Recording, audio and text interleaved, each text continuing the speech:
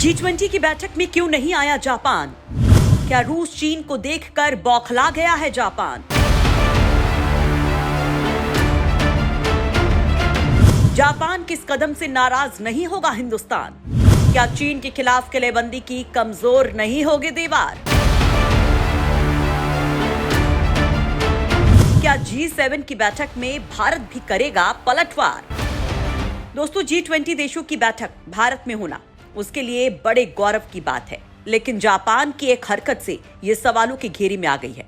दोस्तों, यहाँ सवाल उठता है कि जापान ने आखिर ऐसा क्या किया जिससे भारत और उसके संबंधों पर असर पड़ सकता है। आखिर चीन के खिलाफ भारत के साथ तगड़ी रणनीति बना रहे जापान के दिमाग में क्या चल रहा है? क्या G20 सम्मेलन में रूस और चीन के आने से जापान बौखला गया है? क्या जापान के इस कदम से क्वाड के उद्देश्यों को झटका नहीं लगेगा? क्या चीन के खिलाफ भारत और जापान की जुगलबंदी में दरार नहीं आ जाएगी? दोस्तों, जापान ने भले ही भारत को ऐसे बड़े मौके पर झटका दिया हो, लेकिन रूस आज भी भारत के साथ खड़ा दिख रहा है। चीन के मुकाबले उसे ज्यादा महत्व दे रहा है। यह आलम तब है जब चीन यूक्रेन रूस युद्ध में रूस के साथ खड़ा दिखाई दे रहा है। दोस्तों, जैसा कि आप जानते हैं कि रूस भारत का अभिन्न मित्र है और वो भारत के आगे सभी देशों को गौड़ कर देता है। चीन के साथ भी कुछ ऐसा ही है। चीन भले ही यूक्रेन युद्ध में उसे खुलकर समर्थन कर रहा हो, लेकिन भारत रूस संबंधों के मुकाबले वो काफी पीछे है। शायद इसलिए रूस ने साफ कर दिया है कि वो भारत के साथ हुई डील को आगे भी पूरा करेगा और चीन के लाख गुहार लगाने के बाद भी भारत की डिमांड पूरी करता रहेगा। दोस्तों, यही नहीं, रूस ने G20 देशों के सम्मेलन में पश्चिमी देशों के रवैये को लेकर भी सवाल उठाया है। इसे भारत के उद्देश्यों को भटकाने वाला बताया है। दोस्तों, यहाँ सवाल ये उठता है कि आखिर G20 सम्मेलन में पश्चिमी देशों ने ऐसा क्या कह दिया जिससे इसके उद्देश्य से भटकने की बात रूस कह रहा है? क्या G20 सम्मेलन में रूस यूक्रेन के जंग की गूंज सुनाई दे रही है? क्या पश्चिमी देश इस मुद्दे को लेकर माहौल बना रहे हैं?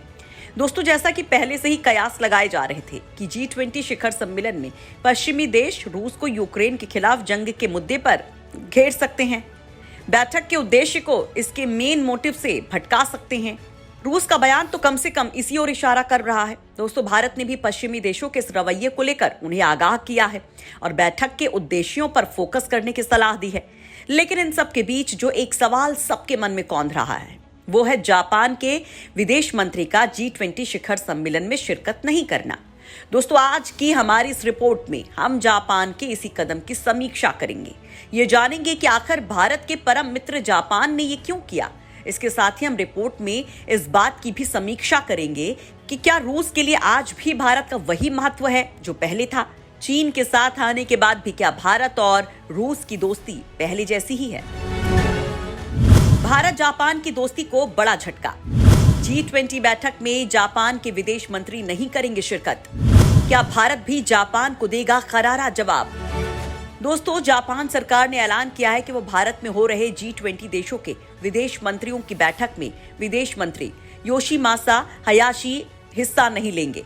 हयाशी की जगह पर विदेश राज्य मंत्री केंजी यामादा इस बैठक में शिरकत करेंगे। इससे पहले जापान के नेताओं और भारत के अधिकारियों ने जापानी विदेश मंत्री की इस योजना पर आपत्ति जताई थी।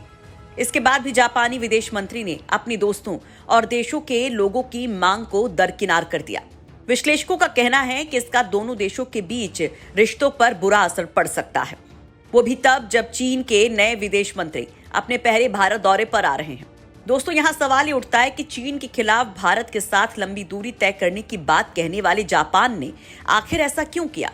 क्या ऐसा करने से पहले उसके विदेश मंत्री ने भारत जापान के संबंधों के बारे में नहीं सोचा?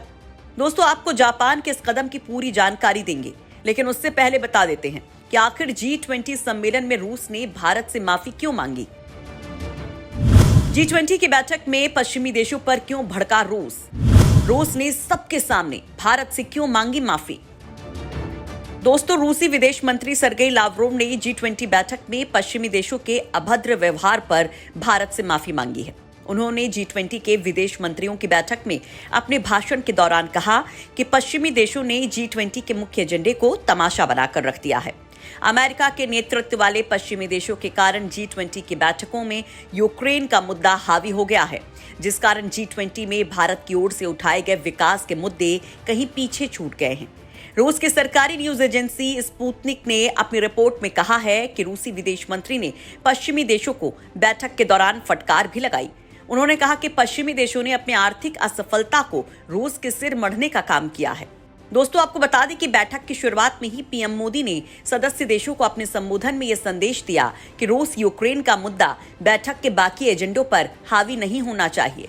उन्होंने कहा कि हम गहरे मतभेदों के दौर में मिल रहे हैं। इन मतभेदों को कैसे हल किया जा सकता है, इस पर हम सभी की अपनी स्थिति और हमारा अपना नजरिया है। हालांकि दुनिया की अग्रणी अर्थव्यवस्थाओं के रूप में हमारी जिम्मेदारी उन देशों के प्रति भी बनती है जो G20 के सदस्य नहीं हैं।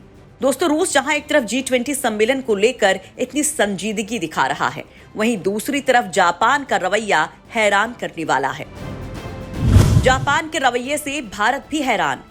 क्या अब क्लोज होने वाला है दोस्ती का चैप्टर? दोस्तों, जापान की ओर से जारी बयान में कहा गया है कि G20 देशों के विदेश मंत्री अंतर्राष्ट्रीय महत्व के मुद्दों, खाद्यान्न और ऊर्जा सुरक्षा तथा रूस यूक्रेन युद्ध पर चर्चा कर सकते हैं। जापानी मीडिया के मुताबिक विदेश मंत्री हयाशी भारत आने की बजाय संसद के सत्र में हिस्सा लेंगे। दोस्तों, यहाँ सवाल उठता है कि जापान के विदेश मंत्री के लिए वहां के संसद सत्र में भाग लेना भारत में हो रहे G20 देशों की बैठक से ज्यादा जरूरी है। ऐसा करके वो क्या संदेश देना चाहते हैं? क्या इससे क्वाड देशों के विदेश मंत्रियों की बैठक खटाई में पड़ सकती है? दोस्तों, अमेरिका के हडसन इंस्टीट्यूट में जापानी मामलों के विशेषज्ञ डॉक्टर सतोरू नगाओ ने जापानी विदेश मंत्री के भारत नहीं जाने के फैसले की कड़ी आलोचना की है। सतोरू ने कहा कि अगर जापानी विदेश मंत्री G20 देशों की बैठक में नहीं शामिल होते हैं तो भारत इस फैसले से बहुत नाराज होगा। इसकी वजह यह है कि भारत G20 बैठक को लेकर अपने प्रयासों पर पूरा फोकस किए हुए है। ये भारत के साथ जापान के रिश्तों को बाद में प्रभावित करेगा। विदेश मंत्री हयाशी को निश्चित तौर से जाना चाहिए। दोस्तों, इससे पहले जापान के सांसदों ने भी जापानी विदेश मंत्री के इस फैसले की कड़ी आलोचना की थी। दोस्तों, जापान ने यह फैसला ऐसे समय पर लिया है जब वो खुद मई महीने में G7 देशों की बैठक आयोजित करने जा रहा है। जापान की योजना है कि वो G7 देशों की बैठक में भारत को भी आमंत्रित करे। दोस्तों, ऐसे में सवाल उठता है कि क्या अगर जापान भारत को G7 देशों की बैठक के लिए आमंत्रित करता है तो भारत इसमें शिरकत करेगा? क्या भारत भी जापान को जैसे को तैसा वाले सिद्धांत की तर्ज पर मना नहीं करेगा? दोस्तों, ऐसे समय पर जब चीन भारत और जापान दोनों के लिए सबसे बड़ा खतरा बना है, जापानी विदेश मंत्री के फैसले को बहुत हैरानी से देखा जा रहा है। चीन से निपटने के लिए हाल में ही भारत ने जापान के साथ पहला सैन्य अभ्यास किया था। ब्लूमबर्ग की रिपोर्ट के मुताबिक भारत के अधिकारियों ने साफ कह दिया है कि अगर जापानी विदेश मंत्री नहीं आते हैं तो इसका रिश्तों पर बहुत नकारात्मक असर पड़ेगा। मतलब साफ है कि अब जापान और भारत के रिश्तों के चैप्टर क्लोज होने की शुरुआत हो चुकी है, जो जापान के लिए किसी भी लिहाज से फायदेमंद साबित नहीं होगा। खासकर चीन को लेकर उसने भारत के साथ मिलकर जो रणनीति बनाई है वो तो जरूर खटाई में पड़ जाएगी। दोस्तों, जापान को भले ही भारत के साथ अपने रिश्तों की परवाह ना हो, लेकिन रूस को आज भी भारत के साथ अपनी दोस्ती पर मान है। भले ही चीन उसके करीब आ गया हो, लेकिन भारत के मुकाबले रूस अभी भी चीन को वो महत्व नहीं दे रहा जिसकी उसने उम्मीद की थी। तेल के खेल में चीन पर भारत है भारी। रूस ने भारत को सबसे ज्यादा तेल देने की कही बात।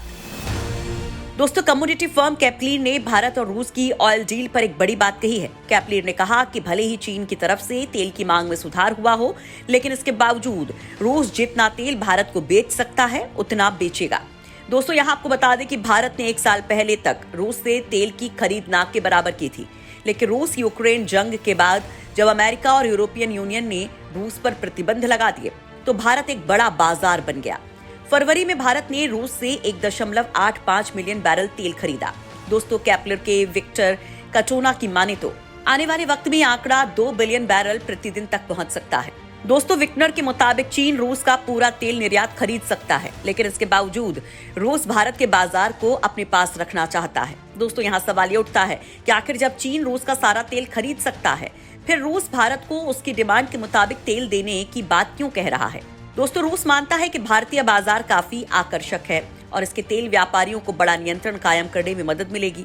दोस्तों, भारत से उलट इस साल चीन की तरफ से प्रतिदिन तेल की मांग 9 लाख बैरल तक बढ़ सकती है।